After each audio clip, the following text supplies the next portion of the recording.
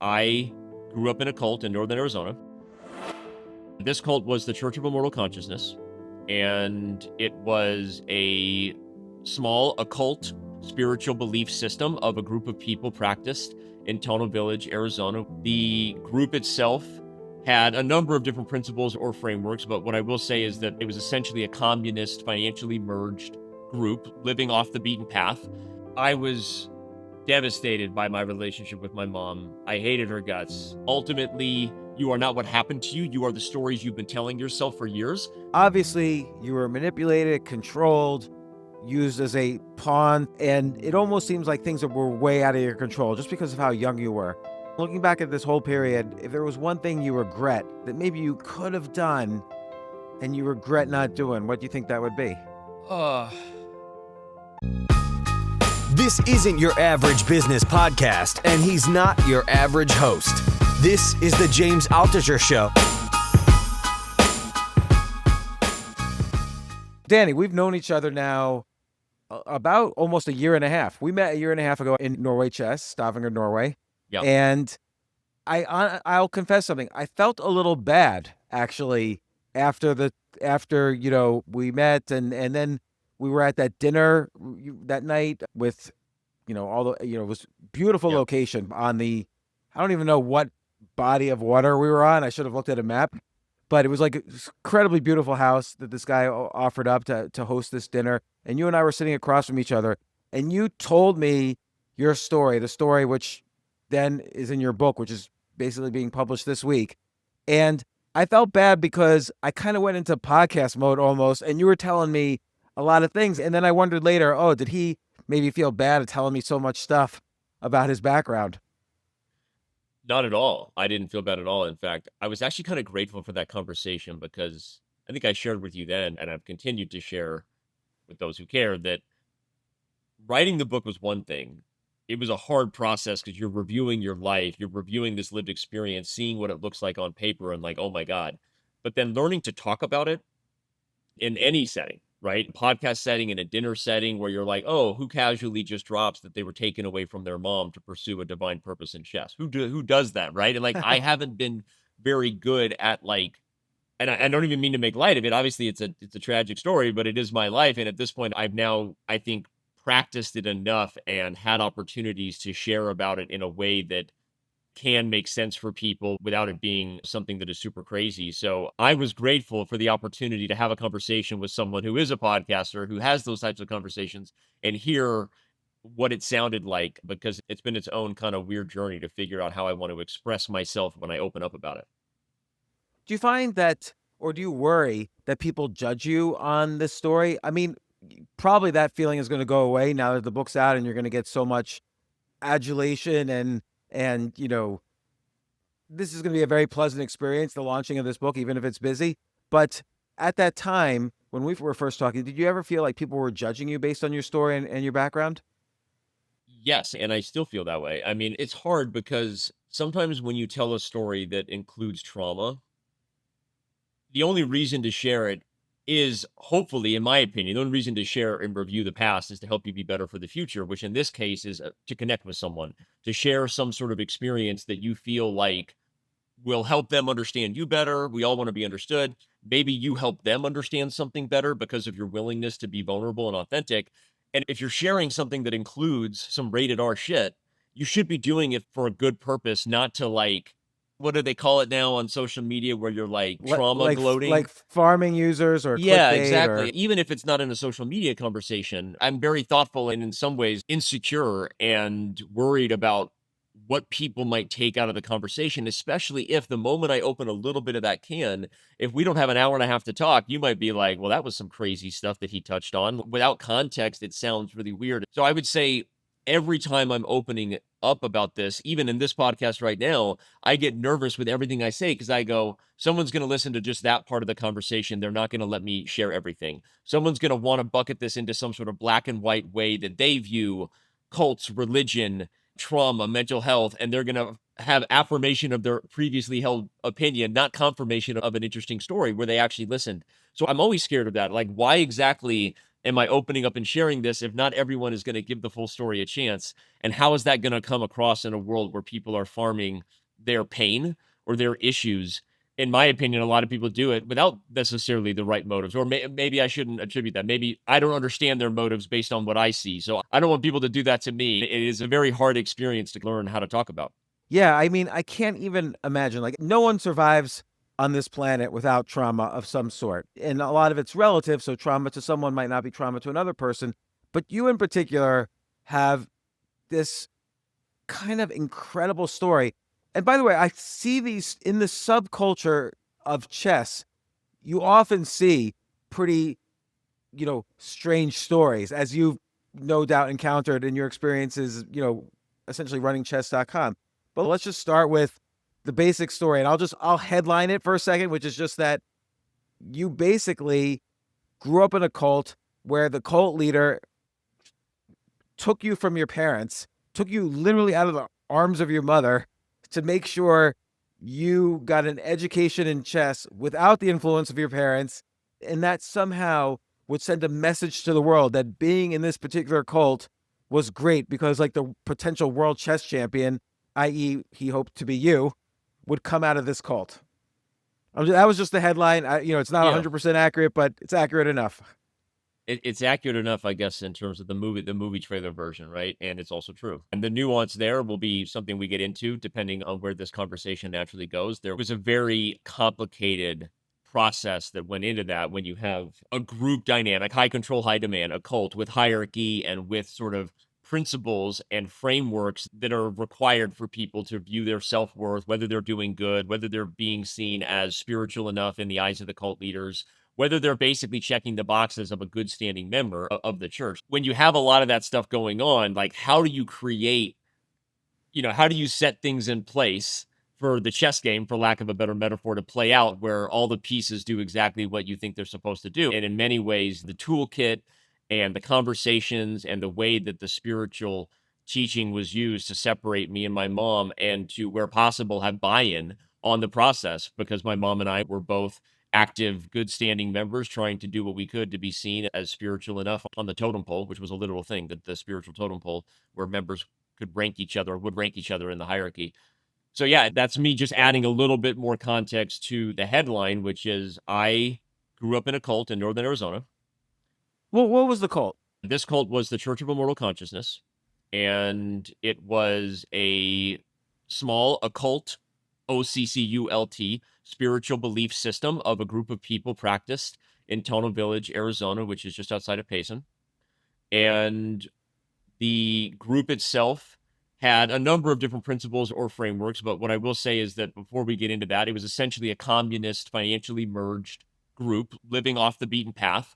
And for kids growing up, there wasn't as much to do. Maybe exactly what you would think. There wasn't always a lot to do. And so when I discovered chess at the age of 9 in the summer of 1995, because of the movie Searching for Bobby Fischer, great movie, and then got really good at it, I was very quickly made and seen as one of the apples of Stephen Camp's eye as the leader of the collective. And I got very good at chess and one of the top players in the country, highest ranked for my age, and All-American. And at some point, he wanted more control over my life, and that's where things got messy. And I'll shut up there because I'll let you lead the conversation with questions as you want. But that's what happened. So, what I want to understand is, do you think, cult is usually thought of in a very negative way? Like, they're trying, that some cult leader is trying to get people to do something they don't want to do, and using, his charisma and authority and whatever to get people to believe some false beliefs. So they give him money or sex or whatever. That's usually how a cult is thought of. But every religion in the world probably at some point started off as called a cult. And there's a gray area sometimes. Like, do you think this cult started with good purposes? Like, you even referred to it as spiritual. Do you think it really was spiritual in the eyes of the people who started it, including, like, when your parents originally went into it? Like, how did they fall into it? Two separate questions, but No, I think it's a great question, and I think it is kind of whatever you want to call it, the million-dollar question, so to speak, when it comes to talking about high demand, high control groups. Because I agree with you, every religion started out as just sort of someone's idea or belief system, a spiritual teaching, if you want to call it that, and probably at one point was considered a cult. And again, a lot of people don't even know that the word cult is derived from the word occult, which is OCCULT, which is any belief system that is against what is considered the mainstream denominations of the time. And I've Hmm. educated myself on this because it's been something I've tried to figure out for myself. So I will say, like, my experience for sure is that there was a belief that there was something spiritual and good about it. I know that my mom definitely felt that way.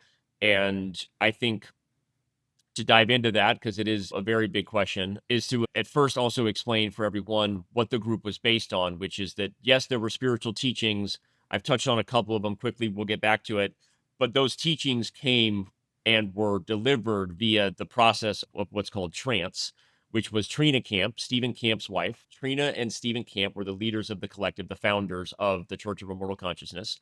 She would trance and or channel, for those who use that terminology, a spirit, and this spirit delivered messages, sermons, teachings, whatever you want to call it. Now, there is a larger question on the validity of that process, right? There's also probably a much larger conversation, which we can get into or not, on the metaphysical debate of what science says on whether time and space or consciousness are fundamental, right? There's a lot of discussions about that right now in a lot of places. And if that is true, is the idea that the mind or the spirit can live without the body something that people believe in or not? And if you believe in any version of that, then there is a discussion about whether you'd be open to the idea that somebody could channel messages from a past loved one or a higher consciousness self.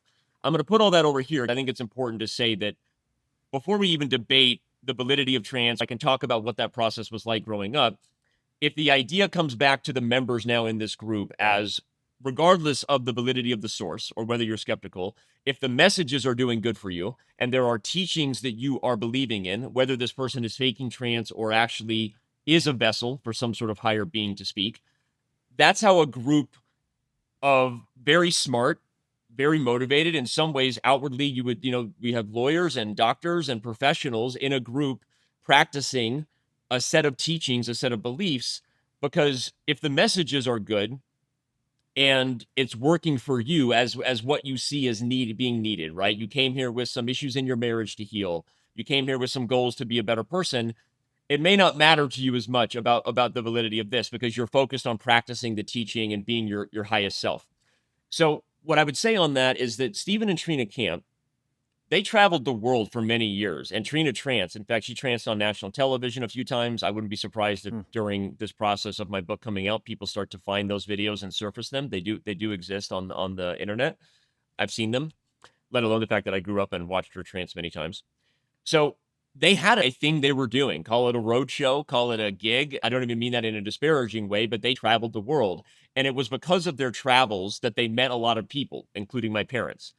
At some point, this is where I think a lot of the debates for the earliest members now, who sit on the spectrum of maybe some are the most angry, the most skeptical, believe the whole thing was fake and regret ever joining, to maybe some on the spectrum of, I actually don't want to throw the baby out with the bathwater. I actually can acknowledge that it was a cult, but still say that I believe in spirit. I can acknowledge that this went wrong, but still stand by my initial intentions in terms of why I joined. There's probably people on all ends of that spectrum in terms of what happened to the group. But what I'll say is that definitely a lot of the initial founding members joined when Stephen and Trina Camp said, hey, we're not going to travel anymore. We've got kids. We're going to set up shop in Mesa, Arizona. And they initially did set up shop in Mesa on 7th Street in East Mesa. And we called it the block growing up. There were houses that we all would go, hey, you going to the block? Like, people would go to the block of houses. And And so, do you think so you're right. There's two questions. One is, are the teachings creating some benefit for you? You go in there with some incentives, like, oh, I want to make sure I'm good in the afterlife, or I want to save my marriage, or I want to have superpowers right now and be my full potential. So there's that question, and that's separate from, do you think they were overtly faking it? Do you think she was believing in her own trances, or do you think she was doing it as a scam? well, again, like I was just about to get to that because what I was going to say is when they stopped traveling and set up shop is where a lot of the debates by the founding members start, which is when they started this group, Was it always intended that it would turn into a cult, or was it actually the purest of intent, which was, hey, we don't want to travel anymore with kids, and it's easier if people want to hear the words of Dr. Duran, who was the spirit that Trina tranced, they should come visit us rather than us traveling the world. I think that there are debates on that, on the intentions and the motivations. But when it comes to trance itself, I for sure believe that Trina believed she was trancing and that she believed that this was her highest calling and her purpose on the planet. Whether anyone believes that or not, or whether it is fake or not, is another question. But I believe that she believed it. As far as whether Stephen Camp, as her partner, it wasn't his experience fully to trance, right? Whether he believed it, whether his intentions were more like, hey, I see an opportunity for a business here. There's a lot of questions around that. I think you could probably interview different members of the collective and get different answers. But I will say this, I think even if Trina's trance was real and believed in, or fake and believed in by her and used by Steven, I think their partnership did start to become one that was kind of clear, which was Trina didn't want to be poor. Trina grew up dirt poor in Arizona. She was a poor cowgirl, as she would tell you. And I don't think that she felt like that's what should be her life. I think that she agreed with Steven that people could and should pay for her gifts and her trance, and she believed in that. And I think that Stephen Camp wanted influence over people, right? He also came from a world of the Landmark Forum, which originally was this group founded on some extreme spiritual stuff. There's, you can look up a lot about this group. He was a teacher in this world. He was also a certified rebirther, which is a process where people relive their birth, which is considered one of the most traumatic experiences of the body's memory in life. And so you try to help people process out, trauma in that regard. I'm not an expert on it, so I won't pretend to be. But they definitely had a partnership that I think felt like what Trina had to offer the world deserved to be financially lucrative. And as I've answered that question, because you already touched on it at the beginning, a lot of people go, okay, but what was the end game, right? You think of Jonestown, which was a very sad end game for everyone, Sure. right? In terms of how that ended. You think of Waco, right? You think of Heaven's Gate. There are these cults that have infamous and very tragic endings with an idea and sort of with a similar thread that even if there was some really good stuff happening with Jonestown early on in Northern California or whatever was going on, eventually it became about sex, power, and money, right? And a lot of this stuff is where, you see things go off the rails. I would say when it came to this group, sex was actually not a thing that became as perverse as you would think when comparing to other groups. There is some stuff we could talk about. But I think when it came to like Stephen Camp appreciating and wanting an opportunity to influence people, whether that was right or wrong, Trina Camp's desire to be financially stable, I think that they probably had early motivations that they thought that this group could be something that supported them in a way with a lifestyle that they wanted. Hence, that led to what happened to you because you became a way of them proselytizing and potentially getting new members by showing that being associated and growing up within this group sort of made you achieve excellence and superiority in various ways. But like, what were the teachings? Like, did they feel there was a message they needed to send to the world? What Yeah. was the teaching? What would keep your parents, for instance, in the community where they were getting something out of it?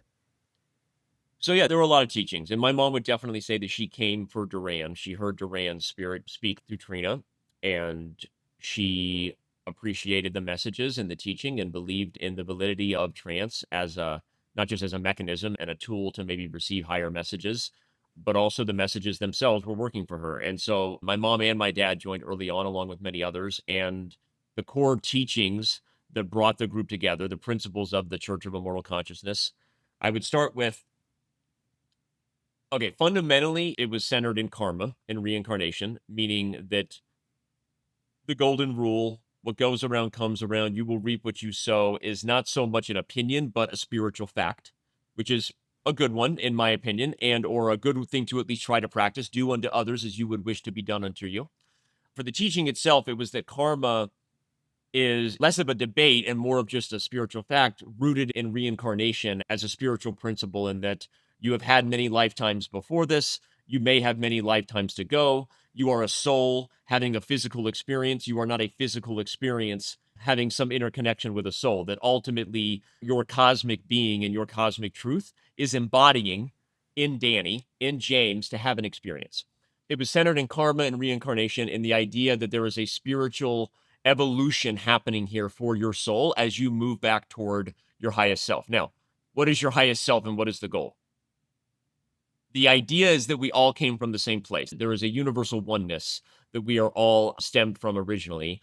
And one of the most important tools of Duran's teaching was that as you move back toward the center of your many lifetimes and you are evolving toward your highest self, as you are doing that, you are on a similar vibration with others. You are moving back toward this. They call this soul group. Some people even call it soul mates. And the idea is that you have not just soul groups that are with you in this journey because you've had many lifetimes together, but also you have a soulmate. And the term that was used in the teaching is like vibration. And the idea is that you have a like vibration and this person is your partner. They are your for practical purposes, they are your spouse. They are the person you're married to and practicing a monogamous, spiritually devoted relationship toward the teachings of Duran.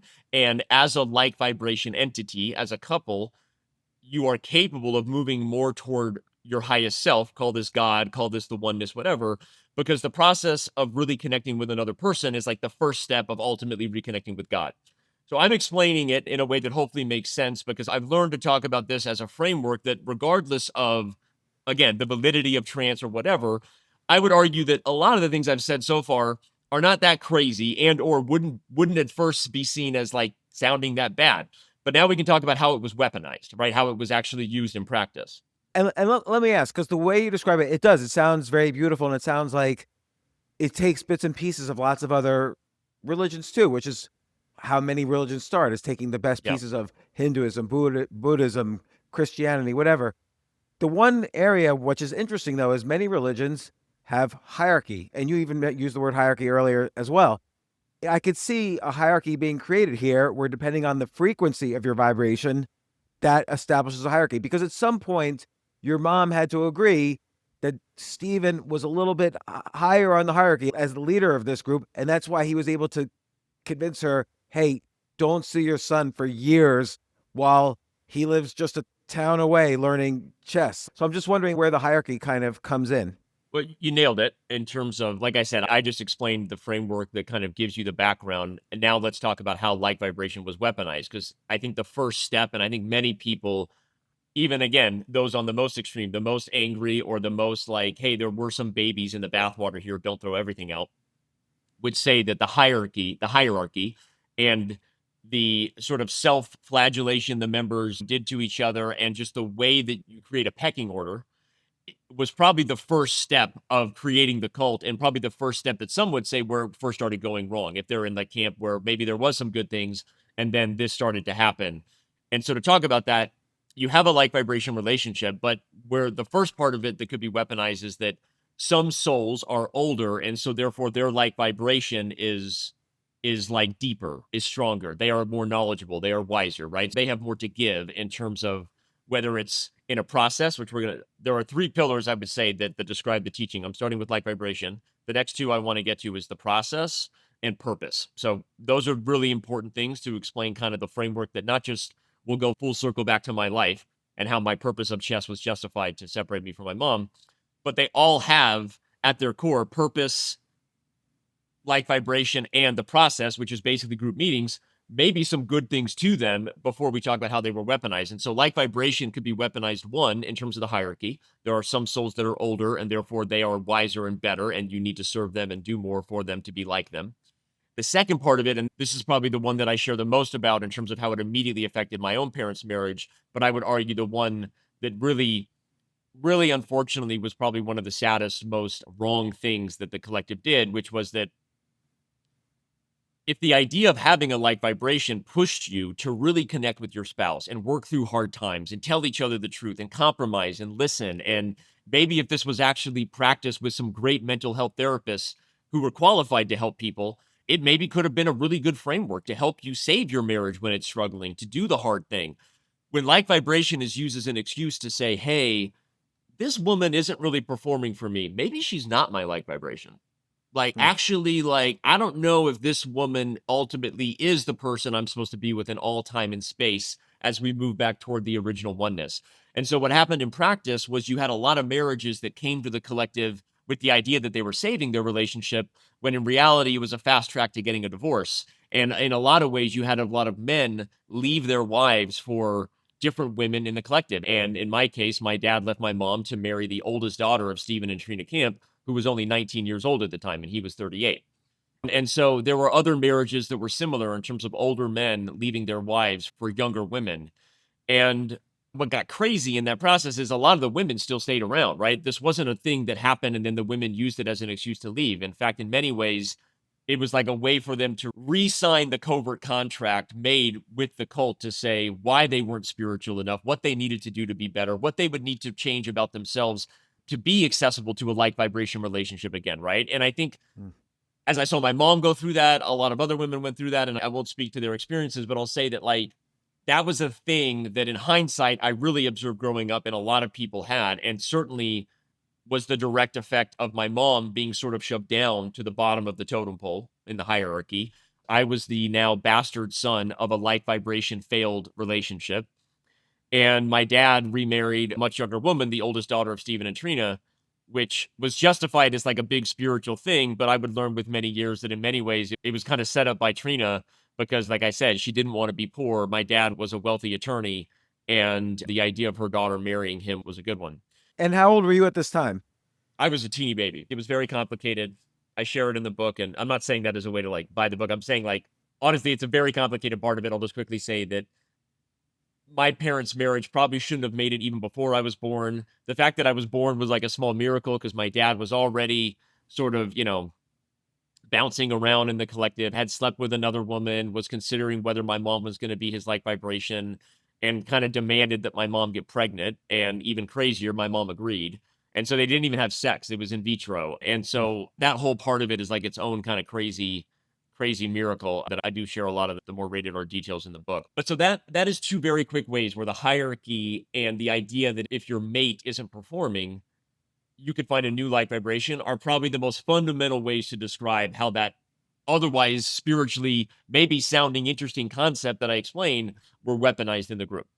So the other part of it that I grew up with as someone who was born in the collective, I knew no other way than to process. The group in the collective, process itself as a word could be like noun, verb, and adjective, meaning Hmm. you could go to a process. A process was a group meeting with a bunch of people in its best sense, opening up, sharing vulnerably, being supported by the group about the weaknesses in themselves, things that they're struggling with in their marriage.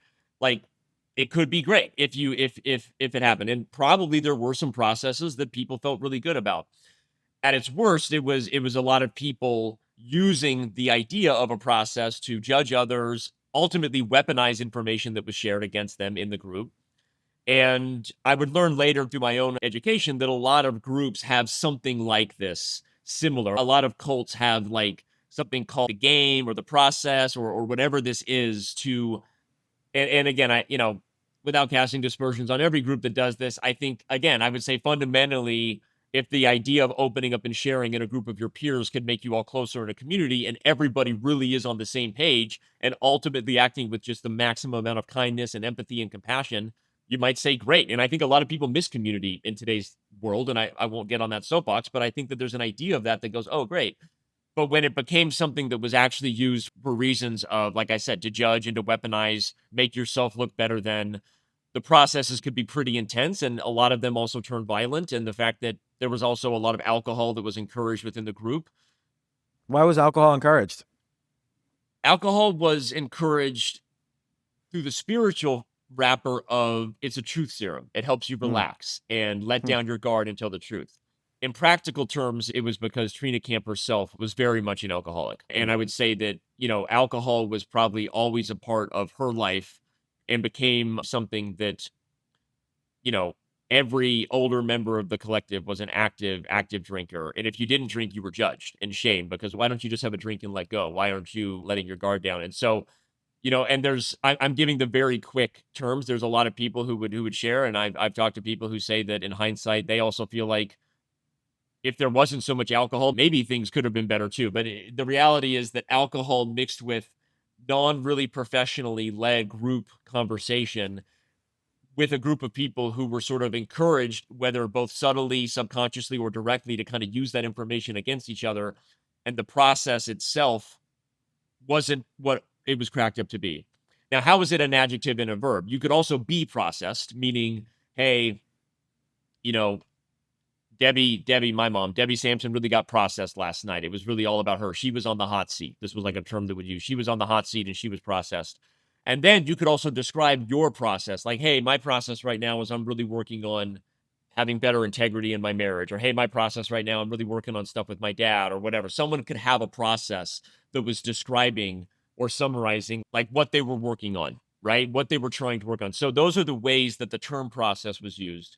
And that was one of the pillars or the regular practices. What's interesting is, and I had to clarify this a few times, Duran was never part of a process. Duran did not lead processes, the spirit that spoke through Trina, if you believe in it or not. The process was something that was run by the leaders of the collective, particularly Stephen Camp and Steve Rensch, my father, and also had a lot of influence from the teachings of Est, again, later the Landmark Forum, the idea, in some ways, some things that could be very good about the founding principles of the Landmark Forum. I have been to a Landmark Forum. I can say that, you know, one of the core things I genuinely believe in life is that we are not what happens to us. We are the stories we tell ourselves about the things. This is not something I'm saying that is revolutionary. This is, I think, a Carl Jung quote. I'm paraphrasing, right? I am not what happens to me, but what I choose to become. I think that there are principles of the Landmark Forum, and that from an existential view, life is meaningless. And so let's give it the meaning that we want. Ultimately, you are not what happened to you. You are the stories you've been telling yourself for years. So if we can figure out a way to rewind and re-hardwire your brain and the framework you have, you might be better for it. I think there are some principles to that I genuinely believe in. I've seen them in practice, and they've influenced a lot of modern mental health and some good stuff. There's also many ways, like any other message, to weaponize those things, right? And to use them against people. And I think in the case of the process, you had spiritual hierarchy, framework, and expectations of how to be, combined with things that were the language and terminology that was used to kind of weaponize and judge people's experience in terms of the stories they were telling themselves, and or use their story against them in a way that, again, like if you're not working with someone, this is why a lot of people in the mental health industry don't have relationships with their clients outside of therapy, because the moment someone has an agenda, a goal Mm. for, and an idea of how you could be your best self is where things get fucked up in a lot of ways of mental health. Because I would argue, even for me, I'll just say this real quick. I think in my own journey of spirituality and religion, if stories can be used to help someone ask some of life's biggest questions, why am I here? What can I do to have great impact on humanity? How can I be the best version of myself? And if a story is used to help you ask those questions, that can be okay. The moment you pretend you have all the answers is the moment every religion becomes a cult, in my humble opinion. Because the moment you set up a framework where someone is told to believe that this guru, this deity, or this particular church and framework has a dogma that has the answers, is where that information or the idea of asking yourself big questions can be weaponized. And I think through the process and through the teachings, you saw a lot of that. I'll end on that Yeah, before I get to the last one, which is purpose. yeah, and it's interesting because I've been to a Landmark Forum session as well, and what I found kind of unappealing was not so much the message of what they were saying in the session, which again is similar in some ways to lots of religions Yeah, and spiritual beliefs, but after the session, they were just extremely aggressive in their sales techniques about me going to the next sessions and trying to get commitment out of me and almost immediately shaming me for not making further commitment. Like I it agree. was just it was just crazy. Like I went there, my wife wasn't there, and they said, "Okay, well now next weekend we're having a thing. You're coming to this, right?" And I'm like, "Well, I got to check with my wife and family." And they're like, "Oh, he's afraid to make a commitment." So there was like an immediate, there was almost too aggressive, even though they could have won me over by just having a good message, consistently.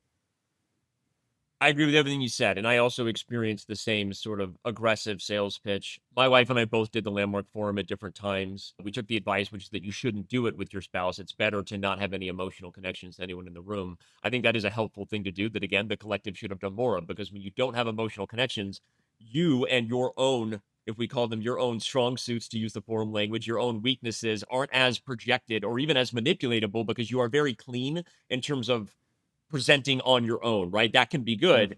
And I had a good landmark forum experience. I will be honest about that. The after pitch, and my wife would say the same thing, the idea of whatever that is, the commitment they want you to make, which in their case isn't even so much a covert contract, which I say a lot of cults and groups operate with. What you don't realize they're doing, they are consistently getting you to re-up and re-sign a contract you never knew you signed. Because the more times you can get someone to re-proselytize themselves at the feet, to re-sign a covert contract of their own spiritual self-worth and their own shame, the harder it actually is to break that contract ultimately. And I think I experienced that with my mom and a lot of people, and we can talk about that. I think in the case of the Landmark Forum, they can be aggressive about asking you to sign the contract. And I think if they truly were operating with their existential roots and the influence of, hey, life can be meaningless, so find your own meaninglessnessfulness. Learn to recognize that you are not what happened to you. You are the stories you tell yourself. Empower yourself to be the best version and help other people find it. You're like, fuck, sign me up. That sounds great. We need more human beings like that, right? But the problem is the moment you turn that into some sort of agenda and idea of proselytizing, I think you immediately cross the line. My wife and I both experienced that. Although we are both grateful we did it, we did not do more than the initial session. So let's talk about purpose, right? That's the third pillar, I think. The last pillar I would say of Duran's teaching is light vibration and purpose are really the main two pillars of Duran's teaching, and some of the sub bullets that went into that would support the idea of everyone has a purpose and we are all moving back to our higher self. Connecting with another person, your soulmate, is a tool to help you get back there. The process, I would say, was a little more of the influence of Est and the leadership that founded the collective, Stephen Camp, Steve Rensch, Trina Camp, with a lot of, like I said, the mixings of the spiritual hierarchy. When it comes back to purpose, I would say that, again, fundamentally, the idea of having purpose on the planet, we all want to believe that there's a reason we're here. And even if we're not looking for a metaphysical endowment of what God wants us to do, people want to feel like they matter. They want to feel like they have something they're doing that is their why, right? The thing that they do that fills their cup. And I've looked at a lot of my own relationship and the self-worth and ultimately, the shame and the self-deprecating behavior that I developed when I felt like I failed at my spiritual purpose. I've seen all the ways that feeling like you don't have purpose can really be a bad thing for you as a human being. And especially if you feel like you failed at achieving something. And that was a big part of where purpose was weaponized for me and for many others, which I'll talk about. But before we get to that, I would say that purpose inherently, as an idea of you have a reason that you are on the planet. Your soul, as we've said, is having a physical experience, not the other way around. And your reason for being on the planet is to help people with X. You would say, oh, great, right? That sounds good.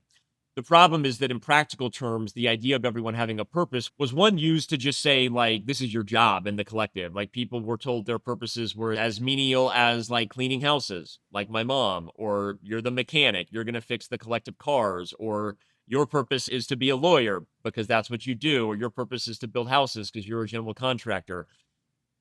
The idea of purpose being very quickly used to basically just say what someone's job is was definitely a way it was weaponized.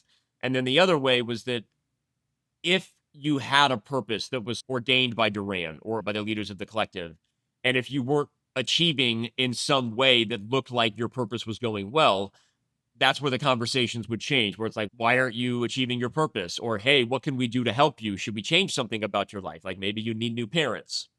Also, Hmm. the purpose itself could be weaponized through the form of questioning, which in many ways it was. And I learned that this was one of the really unfortunate things that I believe Stephen Camp did. That as I guess I've reflected, I've been willing to say more and more that I do think it was premeditated. I think for many years I didn't think it was premeditated, but the idea of weaponizing it through the form of a question with the idea of getting someone to re-sign the covert contract of their purpose, like, hey, like, do you think chess is your purpose? I don't know. Why don't we forget it, right? Do you think you're doing good enough? Like maybe you're not up to the spiritual task of chess being your purpose, right? Hmm. And then the more you get someone to like do whatever it takes to convince the person who's in charge and not just of everyone's sort of well-being, but also leading the collective that you have what it takes as a 12-year-old kid, that you would do anything, including cast aside your biological relationships to prove to you that chess is your purpose, right? And so It's interesting though with the idea of a purpose for a kid. Like, at least in America, yes, kids have passions. Kids often think, "Oh, I'm gonna be a fireman. That's my purpose." Or I'm gonna be an astronaut. And then they grow up like, "No, I'm gonna work on Wall Street or start a farm. So kids often think they have a purpose, but they don't live or die based on that purpose. It kind of Yeah. They evolves, it want to be changes they as they want to grow. be a firefighter, but they don't think their entire spiritual worth is set up as to whether they put out every fire. Right? It's like that kind of thing. And yet in Hinduism, it is like your dharma is kind of assigned based on what kind of family you were born into, what's the caste of the family you're born into. I mean, all of Hinduism is this 5 or 6 thousand year old religion is based on this notion of dharma, which I guess societally it is weaponized, but it also has created a very fruitful society for Yep. thousands of years. So it's really hard to But say. But and go we ahead. can talk about that because I think what you jumped at was, I guess, I was describing purpose in terms of what could be good about having a purpose and then how it was weaponized. And I kind of jumped Sure. past the idea of what you said, which is how does a 12-year-old kid come to have a purpose that is like ordained versus just thinking that he loves chess? And that was sort of what happened to me. And in terms of how early someone could be given a purpose in the collective by Duran and sort of told this is what you're meant to do, I was on the very early side, right? Maybe the youngest person to ever be given even or told that this is your purpose. And a lot of it is like self-fulfilling because I learned to play chess when I was 9. And within 2 years, I was one of the top rated chess players in the country and an All American, right? And so the fact that it was going well, the fact that the Shelby School chess team, the Shelby School was the school for the collective in Tono Village. We were winning national championships. We were performing very well.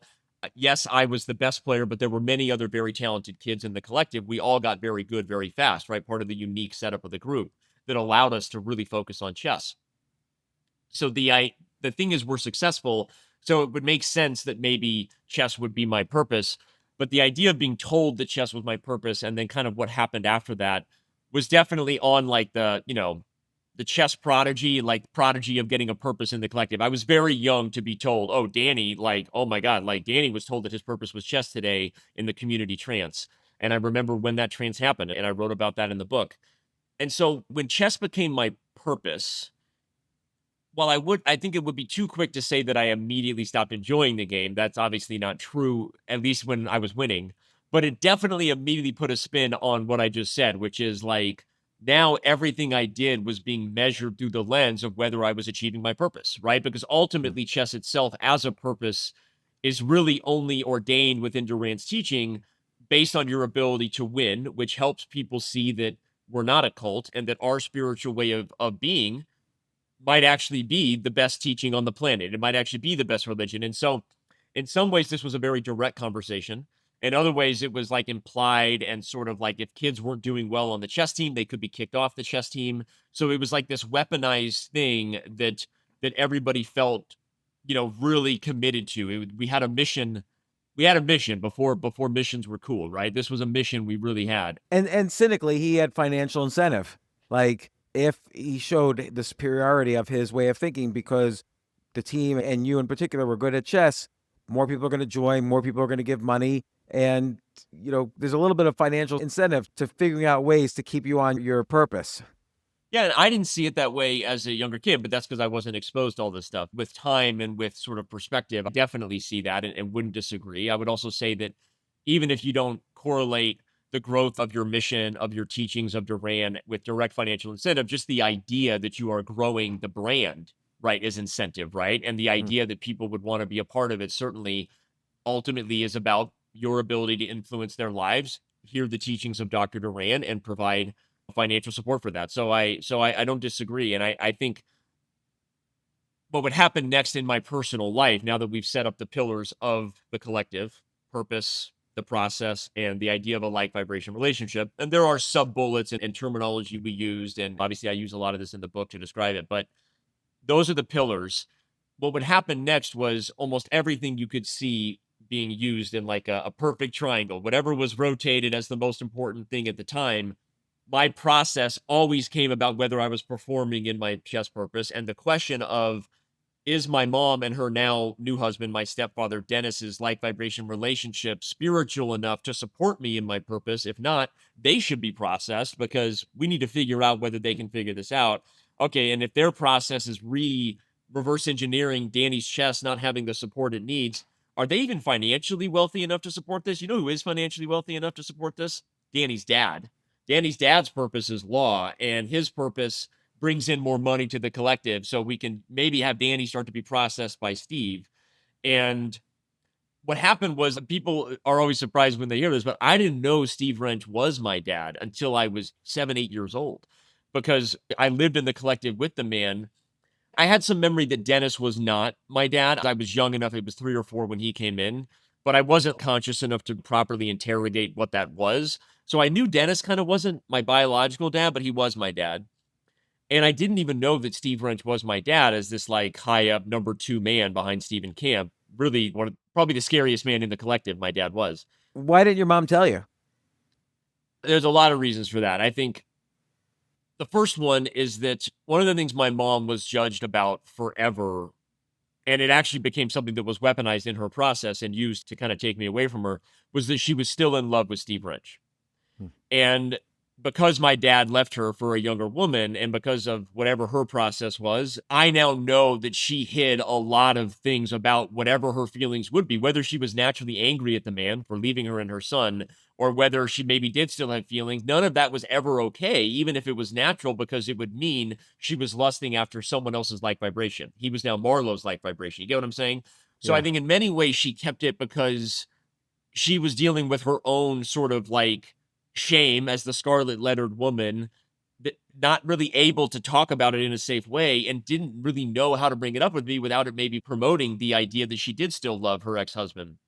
The second reason, which, would become, a fear that unfortunately had reality to it, was that I don't think my mom wanted me to think about Steve as my dad. I don't think she liked the idea of me knowing that because of what could happen, in that there was already a lot of conversation for kids for many years in the collective. This had happened with other kids, never as young as me, of like kids sort of leaving their parents because it was time to have new spiritual parents, or hey, you've completed your karma with your biological parents. Now this couple is your parents. Stephen and Trina themselves had adopted kids that weren't their own, whose parents were still there. Actually, yeah, I think that that's true. Yeah, there were also kids who went to live with other families, even if it wasn't as official as they're your new spiritual parents, they're going to change their name to be with that family. So I think single women were always a little bit afraid of this threat, whether because it was openly weaponized or implied that if we are all here to move toward our highest spiritual selves, biological and relationships are secondary to your ultimate being, right? And so I think that for my mom, it was simultaneously she was a human being who didn't quite know how to deal with her own feelings toward her ex-husband and didn't have a safe place to deal with that. And two, I don't think she wanted me to know. And then what Hmm. happened was my half sister, Steve and Marlowe's first daughter, the child who's the closest to me in age, Trina, named after Trina Bean.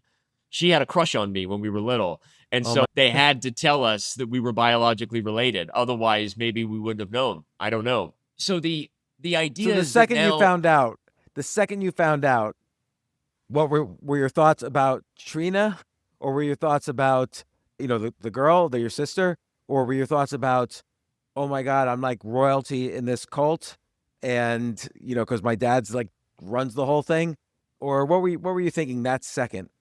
honestly, I was kind of oblivious. I remember exactly where I was sitting in the Shelby house, which was a house called the Shelby house because it was the closest house to the Shelby school.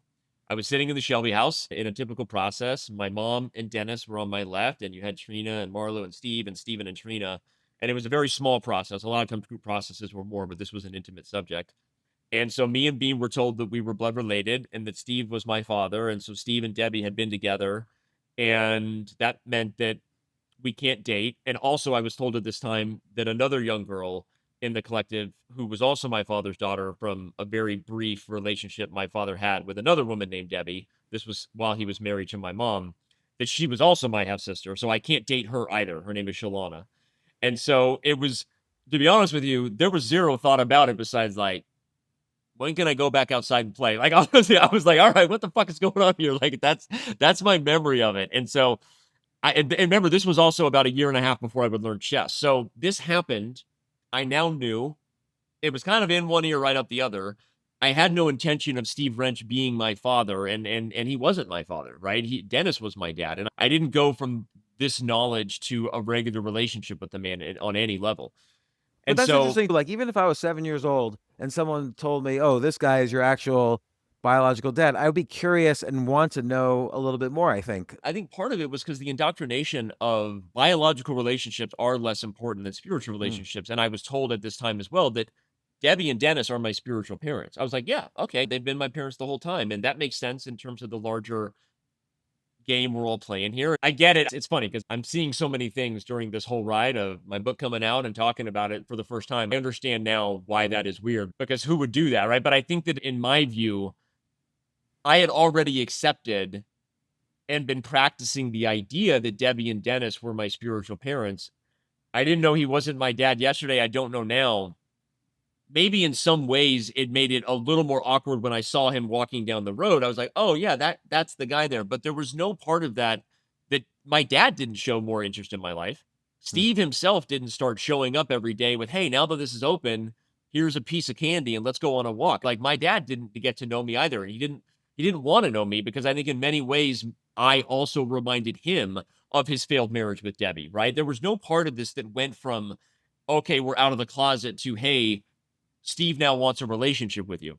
And this is something that, has been and would play itself out for years to come in terms of my perspective about it. Whenever my dad later kind of tried to say that he did feel differently about it, I was always like, "Are you fucking kidding me? I don't think that you did." I don't know that that really was something I saw. And so, which is sad for me because my dad and I have had a very to say my father and I have had an incredibly difficult relationship this lifetime, if we're going to call it that way, would be an understatement. You've read my book, and the fact that we have any relationship now, even if it's an arm's length one, is no small miracle.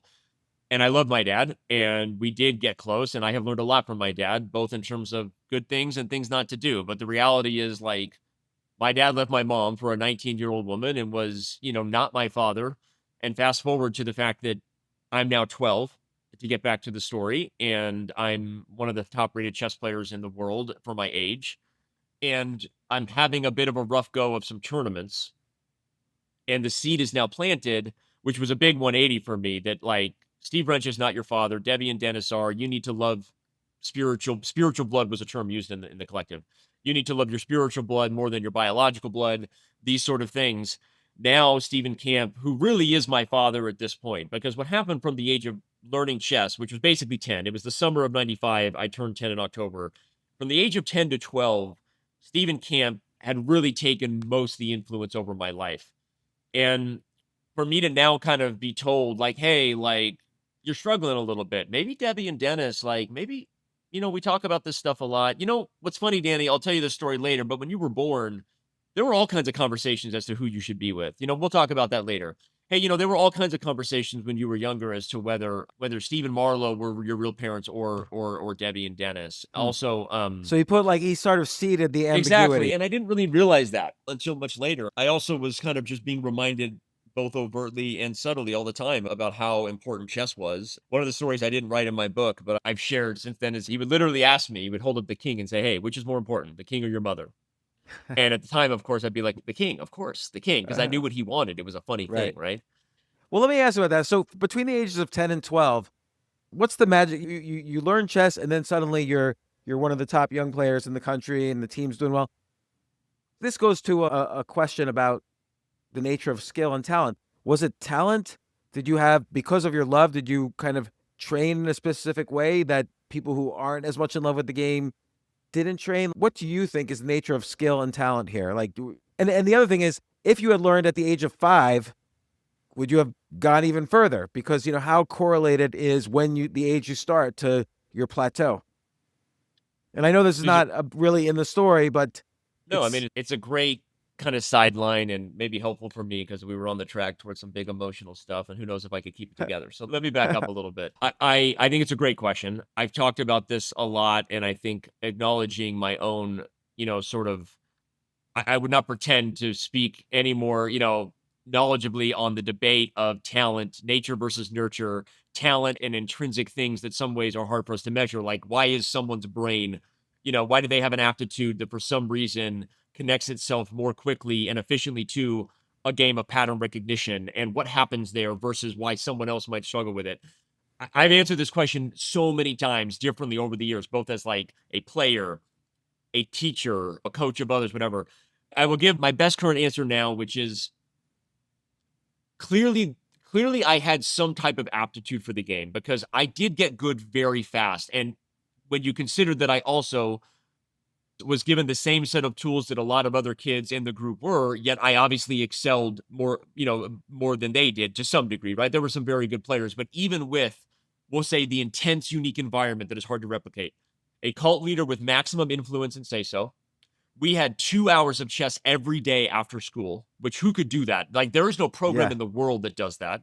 There was nothing else to do in the village for all of us. We had no shoes. We were dirt poor, running around. We fucking loved chess class. It's like, yeah, it's time for chess class. We loved chess class. So we had a ton of influence and support. We had 2 hours every day after school. We loved chess class and didn't have a lot else to do. I believe the curriculum was unique. Gary Moore, who was the principal of the Shelby School, one of the more senior members of the collective, worked with Stephen Camp to develop this. They would print out Xeroxes of not just like Pandolfini's ABCs of chess, but Sunil Viramontri's Best Lessons of a Chess Coach, the Russian Chess Course by Lev Albert. They would just print out, we would just show up with no shoes and pencils and like, here's your packet today, kids. And we would just do what we were told. Then we would play in tournaments. They were very unique. They were very smart in terms of always giving a child's brain what it can handle. A lot of people give kids a full book and wonder why they're overwhelmed. Or nowadays, you give them a goal online with chess.com, which is very hard to focus on what they can actually control. They gave us like minimal things, puzzles that were building pattern recognition, and then they let us play. They let us play for hours. And kids will teach themselves anything if you just let them enjoy it. If you trick them into thinking that learning is play, you have cracked the fucking code. I've both seen this and this is what happened with us. So they would just say, "Hey, today's chess tournament is on the Sicilian defense. Everybody has to play the Sicilian." We're like, "Okay, Gary, whatever you say. Can I have a snack later? Shut up, Danny, do chess," right? This is what would happen, right? And so we would just do what we were told and we got so good so fast. So I think that curriculum was great. But even with all that said, I had an aptitude that was obviously built for it. And I don't know that there were any other signs of this other than one of the stories I actually wrote in the book that eventually got cut because we had to cut a lot of things editing is that the only other interaction I had with Stephen Camp before chess was at the age of 6 where he walked into the school. I was in kindergarten. He walked into the school and told the third graders that whoever memorized the multiplication tables up to 12 first would get $5. And $5 is like, you kidding me? This is like, it's all you need, right? Yeah. And I went home that night and asked my mom to like help me write down the original one. So I did 1 times 1 equals 1, 1 times 2 equals 2. I wrote them out on college rule paper all the way up to 12. And I just memorized them in a night. And I went up to 12 and I was like 12 to 12, 144. And I just did it all, right? And I went back to school the next day and told him, like, hey, I memorized the multiplication tables. And he's like, you're not even in 3rd grade. And I'm like, can I get the $5? He's like, yep. So him and Gary Moore did flashcards with me. This was the first experience I had with him. And I memorized them in a night, right? And again, I don't think this is that impressive, like totally, other than what it did show is that I clearly had some sort of like ADHD brain that when I dialed in, I was going to fucking achieve the task. You know what I mean? And so that was probably the only like early sign that I think I had a brain for something, right? And until I learned chess a long time later, I don't know that there was anything about me that would have said I was going to be good at chess. Honestly, like I didn't want to be good at chess. I thought I was going to be an actor. Like I think I did share this in the book in the later chapters that I used to make myself cry in front of the mirror.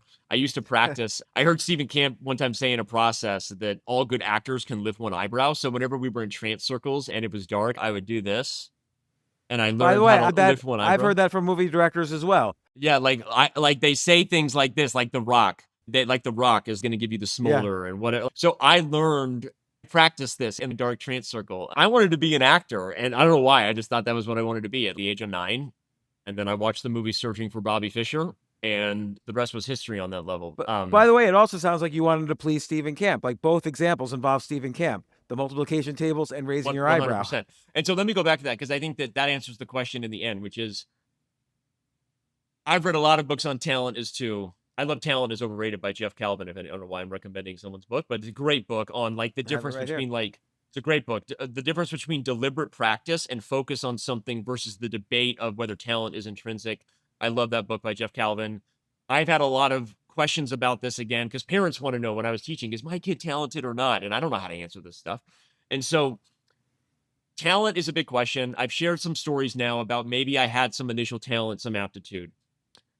I've also described the unique environment. But back to the question I've gotten, which people have asked, like, hey, if you had learned chess but not lived in the collective, what would have happened? This comes back to being, the apple in Stephen Camp's eye. There's no denying the fact that I got good at chess because I got good at chess.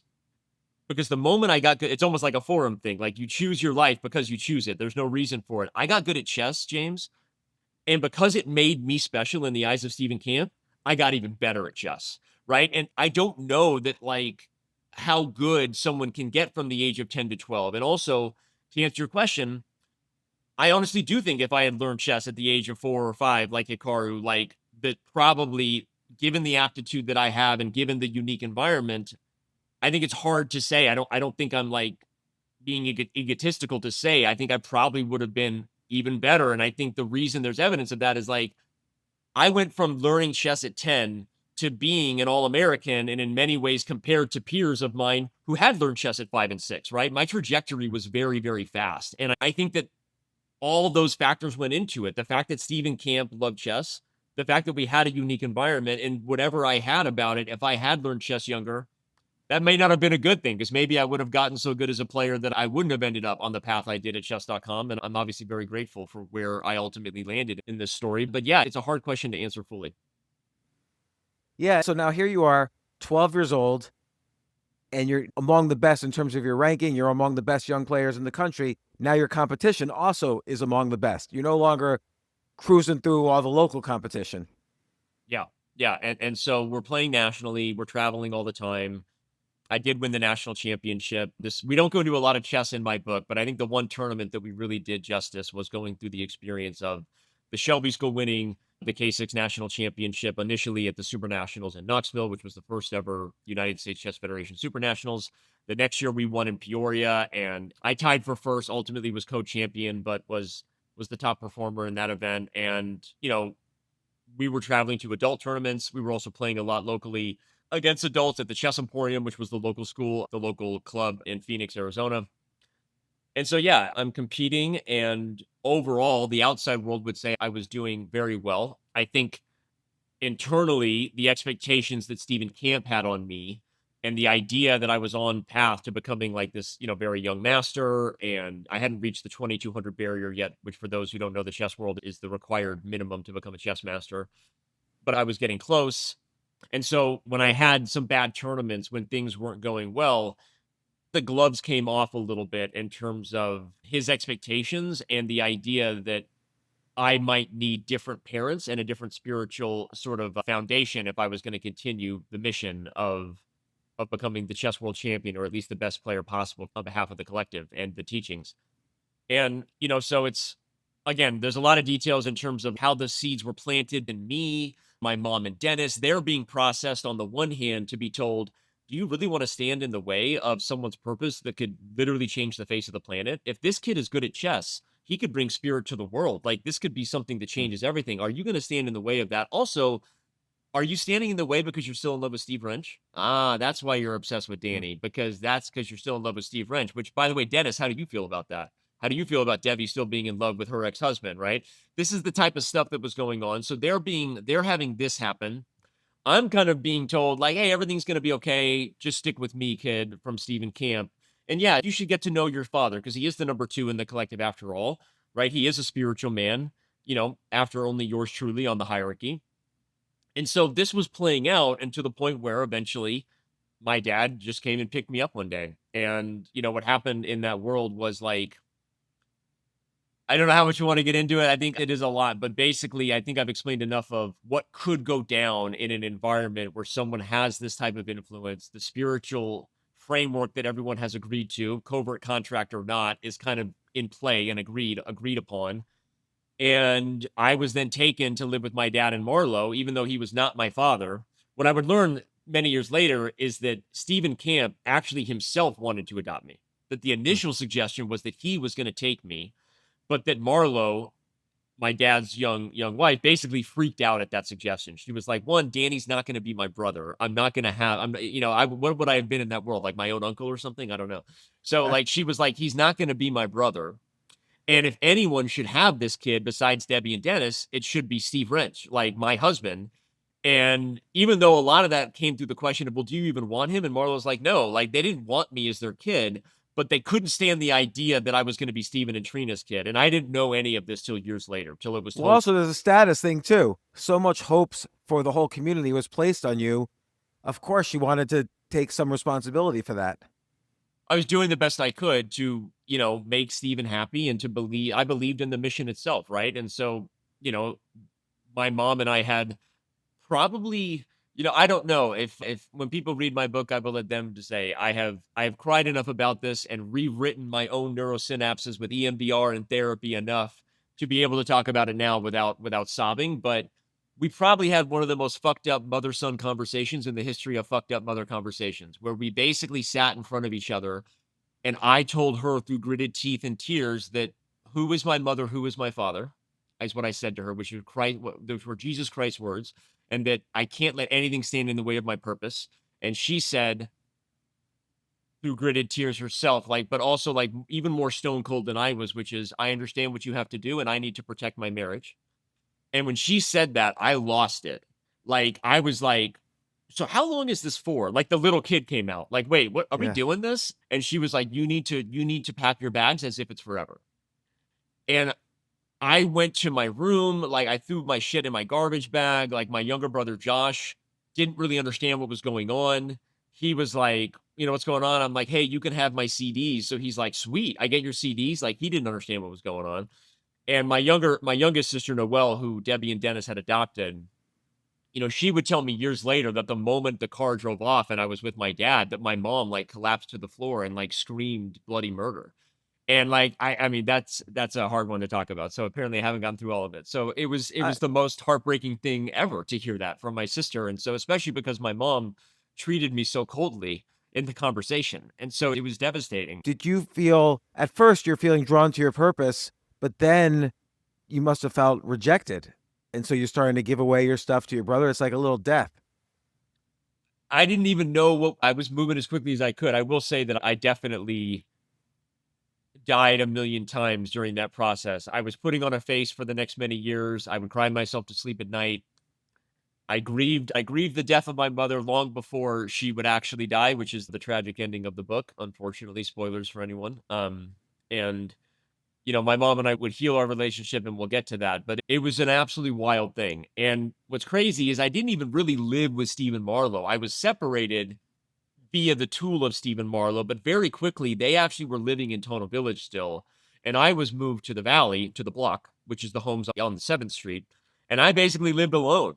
There were different surrogate people who were like the adults of the block who would be there. Some of them were kind of in and out of the collective. Some of them were down there because they were like going to school at ASU.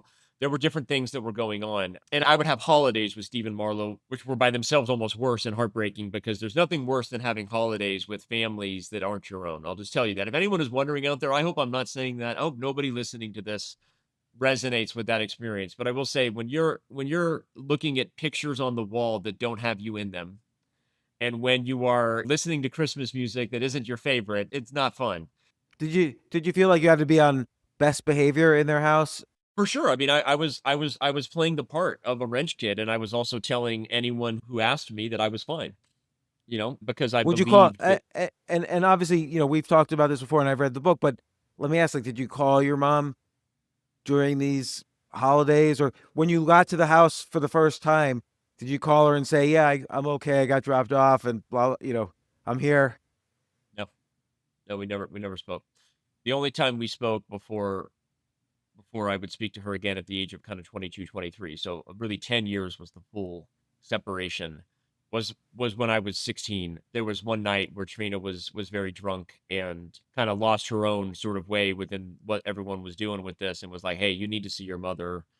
I'm pulling rank here. I'm the boss of the collective. Come with me. Which, it's such a strange thing, because I'm actually both very grateful to Trina, who is grandma now, because now I'm a wrench kid, so she's my grandma. Everyone called Uncle Steven and Aunt Trina in the hierarchy of the collective. They were the uncle and aunt surrogate. But when I'm a wrench, now she was grandma. And so I'm very grateful that she did this, because I have this experience with my mom, but in some ways it also made life like so much harder that this happened. But she took me to see my mom at the Fitch cabin, which anyone growing up in the collective or even just in Town Village would know exactly what I mean when I say the Fitch cabin, because it's like one of the original 5 cabins there. And it's the ancestors of her family because she was originally Trina Fitch. So she took me to Fitch and called my mom over, and then she left and stumbled home, miraculously made it. And I had a really awkward night with my mom where she hugged me. We didn't say anything. It was like it has been like 3 years since we had talked. It was like my skin was crawling. I like hated her at this point because from my perspective, I had cried myself to sleep every night. She never came and got me. I had developed what I now know was like the earliest signs of like severe anxiety and panic attacks. I had already had a couple panic attacks by this age that I didn't quite know what they were, but with time I now know. And so I was so happy to see her, but I was so angry and I didn't even like it was one of the most awkward things. And at some point, like we both were like, hey, grandma was really drunk. We don't really know how Steve and Marlo are going to respond to this. Like, they're going to be pretty angry. Like, you need to go back. And I did. And it was a very, very sad thing. It was so intense after that. Did you ever try to reconnect, like even the next month, the next week, the next couple months? No. I mean, there's a lot of reasons for that, right? I mean, I've kind of explained that, like, if I'm connecting with her, I'm both acknowledging that biology is more important than my spiritual purpose. Mm. I'm undermining like everything that was about the teaching and what it was that happened. I'm also now kind of angry at her about it. I also have been brainwashed by my dad and Marlo that like that she's less than, that she wasn't ever good enough to be my mom. In fact, any issues that I had in my life were kind of made to be her fault. And in fact, whenever I was processed as a wrench, I would be like told like, "Oh, that's a Debbie Sampson energy. That's not welcome in my home." My mom's maiden name was Sampson. Like, you know, you take that Debbie Sampson energy where it belongs. Are you our kid or not? That kind of stuff, right? So I was like, and that's just like that's like the most PG version of something that would be said. And so there was no part of me that felt safe in doing that. And I was focused on the mission. And frankly, I was only in the village for limited spurts. Most of the time, I was in the valley, which was the easiest place for me to travel and achieve chess, right? Achieve chess goals. And so all of that added to the fact that regardless of the fact that I'm developing a relationship with my dad at this point, and certainly we are learning to love each other in our own way and figuring certain things out, right? It wasn't all horrible because at that point I'm like in their family in and out. There's conversations, but we all know the real truth, which is Steve Rensch isn't really my dad. Stephen Camp is my dad, right? He's actually in charge of what's going on here. And so when you add that on top of everything, it was exactly how it was going to be, you know? You know, there's that saying, you know, if you want to know how a man is going to treat his wife, look at how he treats his mom. But your situation was so manipulated and distorted from, like, let's say, the average child. And of course, every child has a different experience with their mother. There's no kind of average experience. But like later on in life, I'm just wondering, did you feel guilt? Did you feel anger? Like, which weighed more, the guilt or the anger? I mean, they're pretty closely related, right? I mean, it's also, I mean, you already touched on the fact that how a man treats his mother, or at least feels about his mother, those feelings will often come out in a relationship, at least until you work on them. And I share in the book pretty openly about my own shortcomings as an early husband and father, just to let people know that part of the collective was also people got married very young. And so my wife, Shauna, who wasn't raised in the collective, has her own unique story, which we can get into or not, but ultimately had ties to the collective. She came back to Arizona. She and I start dating when I'm 17 and she's 19. And we got together very fast and we were having our first kid when I was 19 and she was 21, but our marriage was not a very good one. I was, you know, an alcoholic, as much as you can say that term. I was abusing alcohol for sure. I would soon be abusing opioids as my panic attacks were surfacing. She never felt right about what had happened. She would ask me things like, "Hey, why don't you talk to Debbie?" And I would say like the craziest thing in the world. I would say, "I'm grateful that Debbie was my biological mother, but I never want to speak to her again." That would be how I would shut down the conversation, right? And she's like, "Well, that's kind of fucked up." You know what I mean? But like so she did her best in the cult environment to like push on me and help me kind of prepare to eventually, you know, deal with this massive trauma that happened, without poking the bear enough where we would be separated. Because the thing is, every relationship was ordained and controlled by Steven and Trina and by kind of the leaders of the group. And so, she had to be careful in terms of how much she would poke the bear that the golden child, meaning Danny, the Stephen Camp golden child, was actually pried away from his mother and essentially abducted in a coordinated manner. And like she can only go so far. So we don't have a good relationship at this point. I'm misogynistic in my behavior and I share it openly. Again, mainly for the means of I told my wife and I've committed from the very beginning, and you read it, so I think you can vouch that I didn't want to do this unless I was going to be fully honest with the world about my own shortcomings. I was not willing to write a fucking memoir that goes from and then everything was good, right? That was not a thing I was going to do. There was going to be no Hollywood version of how I went through this process. And so I share very, very intimately about, my wife was the one who had wanted to edit the book and make sure that I wasn't so mean to myself and that I was kind, acknowledging that I was a wounded person who was wounding someone in my early relationship with my wife. Never physical, but verbally and mentally, and I was just not someone who respected women, and I now can say that openly. I think more people should be honest with their shortcomings because I lacked respect for women. The woman who was supposed to be the most important woman in my life ultimately was always made to be less than in hindsight from when I was very little, even before I left her. Then she let me go and didn't protect me. And then I was brainwashed to believe that she was the source of all my problems. And so I sort of hated half of myself that came from her, right? And so until I worked on healing my relationship with my mom, I was the best person I could be at that age. I was doing the best I could, but I was not a great husband for sure. And so, yeah, I mean, I share in the book, my wife is the hero of my story because ultimately my wife was the one who eventually put her foot down and not only forced me to kind of choose her and our young babies. We now have 2 kids. I'm at the age of 23, right when I meet my co-founders, Eric and Jay at chess.com. And she kind of refused to continue to live under the thumb of Stephen Marlowe and pretend that Debbie wasn't my mom, and also had kind of established that it was kind of her way or the highway in a way that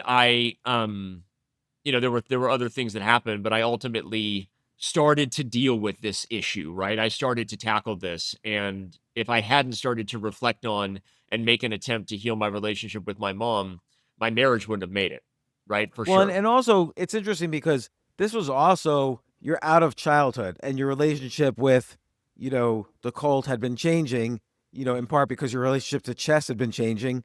And so you could have been more reflective about your relationship with your mom and what happened, but you still were resisting it because, of course, you can resist it. You don't want to have to admit at such a tender age, 19, 20, 21, that you were wrong during these pivotal years of your life, your puberty years, your teenage years. So like Yeah. you every, your relationship to chess, at some point you start to realize, oh, this is going to be more difficult than everyone else thought. And I'm the only one who knows that right now. Yes, to all of those comments and questions. I obviously I didn't mean to, but I realized I skipped past what a lot of people might wonder, and they'll find out all the details when they read the book. But well, I'm literally not saying that in any way to tease. I'm literally saying it because it's just hard for my brain to process everything in this format. But one of the things that happened during this time was that while I was sort of orphaned in the valley on the block, not having anyone look closely enough over me as they should have been, I developed massive earaches, ear infections. I was swimming a lot, I was flying a lot, I wasn't being attended to in the same way. I was also scared to bring it up. There were times I brought it up, and my dad, who had a very Christian Scientist upbringing, was like, if I said my ears hurt, he would say, "Well, what do you not want to hear spiritually?" Right? My dad Yeah. was like, every ailment is a form of spiritual manifestation, right? In a very extreme way. And even if he only said it once, and I know my dad has been very sad about this, like the responsibility that he had to like put the fear of God in me, that every ailment I brought up was either my own spiritual shortcomings, or it was actually a manifestation of some sort of neglect by my mother. That was like Mm. literally what I was told. So with those two things, it was like I wasn't talking about this. Suddenly I'm with Shauna at a young age and I'm traveling and my ears literally exploded. And what happened there in terms of the medical breakdown and where I basically couldn't travel for 2 years suddenly thrust me on a totally different path, which was I'm with this young girl. We're starting a life together, being pressured to have kids because that's what people were in the collective. My idea of becoming a chess world champion isn't happening. So I'm less good in Stephen Camp's eyes. I've kind of been cast aside. Steve and Marlo still don't love chess. I was figuring out things for myself. And what happened was I figured out that the internet was happening. And in a lot of ways, I dove early on into like, I was bedridden. I couldn't travel. I was using early versions of the internet to Google around. It actually wasn't Google then. It was like Yahoo, and it was like, what's YouTube, right? And these things. And so I educated myself about the internet in a very real way. Like I took the entire Google AdWords course, which was just like 3 hours of 2-minute videos where you press play, next video. I learned what made the internet tick. And I was teaching lessons to kids in order to make money for my wife and young kids. I was in this position, not only trying to focus on my marriage and ultimately would start healing with my mom, but I was in this position where my playing career had failed because of this medical tragedy. And I had accidentally educated myself to probably be more aware, maybe more than like any chess professional at the time. Not Eric and Jay. They were the business and the tech savvy who knew this was coming. They weren't in the chess world.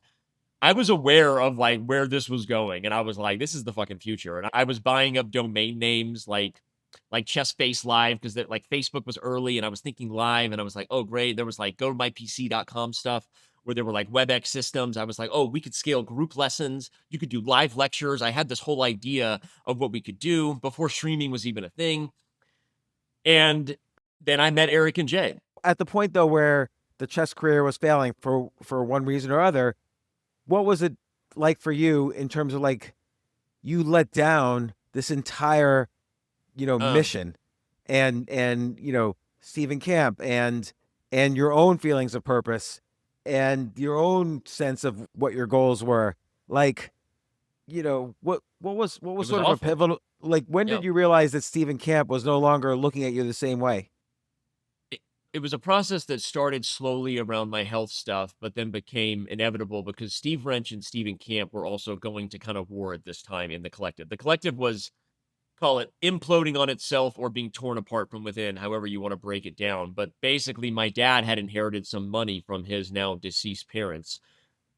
A lot of what breaks down these groups ultimately is money. And I've seen or heard that this is kind of a common theme when people start getting inheritance and money and they don't want it all to go to the collective. So right or wrong. I mean, I don't even begrudge or even wanted to go into all that because it's unnecessary. But basically, my dad and Stephen Camp being at war had me as kind of like literally a pawn in the middle of that, right? And like I was sort of in the middle of this and dealing with all of my own self-worth and shame around the fact that I obviously was not going to be able to continue to be on this path.